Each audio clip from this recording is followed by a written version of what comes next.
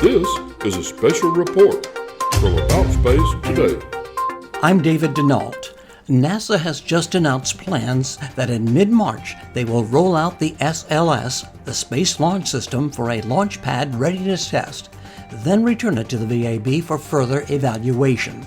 NASA said they have two launch windows of April the 23rd and May 21st for the Artemis 1 unmanned mission to the Moon and back, carrying the Orion spacecraft. This has been a special report. And now, America in Space. This is America in Space, a weekly news and information program on current events dealing with the space industry. From the Washington News Bureau, here is your host, Rick Potlock.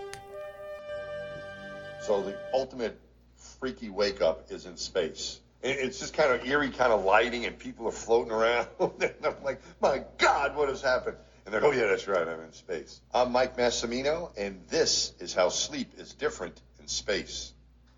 Former astronaut Mike Massimino will be spending time with us, telling us how life is very different in space. This week, sleep in space.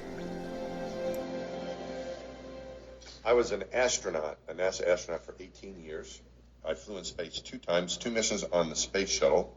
Both of those missions were missions to the Hubble Space Telescope, where I was a spacewalker. So I got to spacewalk 4 times in my career at NASA. I think the most extraordinary thing you can do in life is to get outside of the spaceship and spacewalk. I really felt like I was a real spaceman when I was out there. You can look in any direction. You're not just constrained by the window. So you see this gigantic ball taking up your field of view, and it's magnificent. Sleep is very important for your health. There's no doubt about it. People generally, I think, don't get enough sleep. That's what we hear, and I think that that's true, even in my case here on Earth. I think at first it's a bit harder to sleep in space because you're trying to get used to it. But for me, once I got used to it after a couple days, it was probably the best sleeping I've ever had.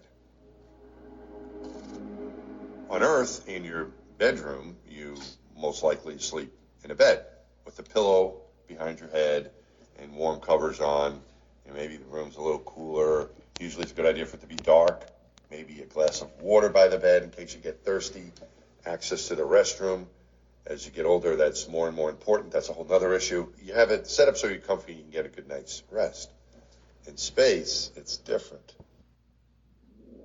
So on the space shuttle, we did not have a separate bedroom. We had a flight deck and a mid-deck. Usually the commander and the pilot slept on the flight deck, and the crew slept on the mid-deck, and we would set up our sleeping bags in different places. So then you rolled up the sleeping bag when you were done sleeping in the morning, and then rolled it back out at night. On the shuttle, there really isn't that much privacy. You do have some privacy when you use the hygiene compartment, the toilet and so on. There's a curtain that you can pull, you can draw clothes and have privacy, so that's important.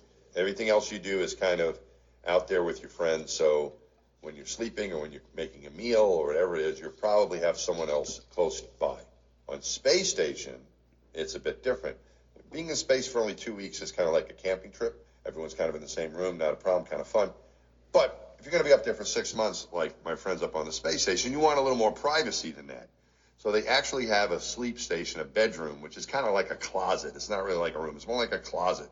They'll have their sleeping bag already mounted. They don't have to worry about rolling it up.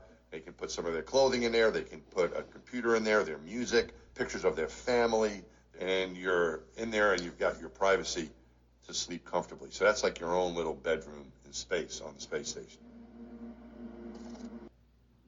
In space, on the space shuttle, we didn't have beds, so I would have to set up my sleeping bag. Our sleeping bag is not like your regular sleeping bag that you would have on a camping trip. It was more like a bedroll, and you could get inside of it. It didn't have much of a blanket. It was more like a canvas sleeping bag. It had a lot of straps and hooks on it, so you could hook it to things. So you don't want to get in your sleeping bag and then float around the cabin and wake up your friends and knock your head. So you would attach it with these various hooks to different things that you could hook it to.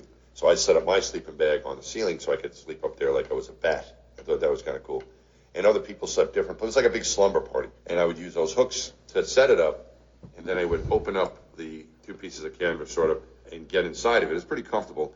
And then once you get inside, you're kind of in there, and then you're floating around with it. I mean, you're not floating all over the place, Well, you're still floating within that sleeping bag, which is pretty cool. And your arms naturally in space will just rise up like this. Like on Earth, we don't necessarily walk around with our hands up all the time. It's a little tough on your shoulders to do that all day. But in space, it's just they don't have any weight to them. So your hands are kind of like just kind of float. So you see people like this. When I've heard this, I thought this was a little crazy, but it works really well. We're so used to using a pillow on Earth.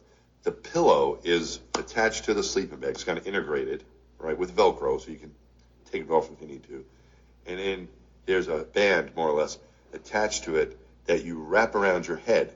And it's very comfortable. I thought it sounded crazy, but it works. It's usually pretty cold in the spacecraft, being a few degrees colder than normal. So I would wear gym shorts and a t-shirt, socks, wool hat to keep your head warm. And if you need a little extra, you could put on sweatpants or a sweatshirt. So that was my basic pajamas. Thanks for listening. Be sure to share our program with your family and friends and follow us on Facebook. Join us each week for news and information on America in Space.